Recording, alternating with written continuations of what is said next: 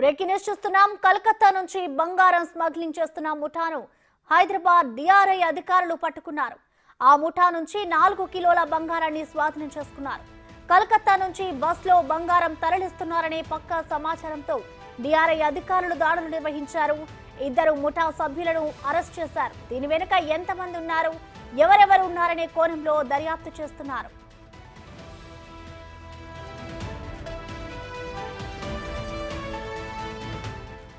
దీనికి సంబంధించిన మరిన్ని అప్డేట్స్ మా ప్రతినిధి రానా అందిస్తారు.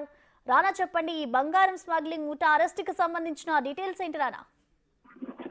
విదేశాల నుంచి గోల్డ్ ని పెద్ద ఎత్తున కూడా దిగుమతి చేసుకుని అక్కడి నుంచి కోల్కతా నుంచి బస్ ద్వారా కూడా హైదరాబాద్ ని తరలిస్తున్నటువంటి 2 వ్యక్తుల్ని నిన్న డిఆర్ఐ పోలీసులు అరెస్ట్ చేశారు. ముఖ్యంగా దాదాపు 2,89,90,780 రూపాయలకు విలువైనటువంటి ఈ బంగారం సంబంధించిన బిస్కెట్లను పోలీసులు నిన్న స్వాధీనం పరుచుకున్నటువంటి పరిస్థితి కనపడితే మొత్తం గోల్డ్ టోటల్ వెయిట్ వచ్చి 39,82 గ్రాముల దాకా కూడా ఉన్నటువంటి పరిస్థితి కనపడుతుంది. ఇంత పెద్ద భారీ స్థాయిలో వాళ్ళు బస్ మార్గం ద్వారా కూడా స్మగుల్ చేసుకుంటూ హైదరాబాద్ కి తీసుకొస్తున్నారు.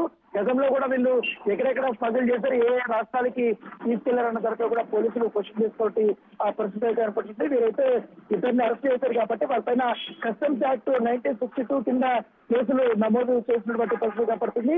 అలాగే వీళ్ళ దగ్గర నుంచి సీజ్ చేసినటువంటి గోల్డ్, అలాగే వాళ్ళ మొబైల్స్ అన్ని కూడా ఇప్పటికే సీజ్ చేసి అరెస్ట్ చేశారన్నది కూడా పోలీసులు కన్ఫర్మ్ చేసినటువంటి పరిస్థితి కనపడుతుంది. సో ఏదేమైనా కానీ దాదాపు 4 కిలోలు అని చెప్పుకోవచ్చు. ఇది 4 కిలోలు అంటే చాలా పెద్ద మొత్తం. ఎందుకంటే మామూలుగా అయితే ఈ గోల్డ్ వివిధ మార్గాల ద్వారా కూడా కళ్ళు తప్పి శంషాబాద్ ఎయిర్పోర్ట్ లో తీసుకొని వస్తుంటారు. అప్పుడు కస్టమ్స్ అధికారులు అతి కష్టం మీద కొన్ని దొరికిన పాడుతున్నటువంటి పరిస్థితి.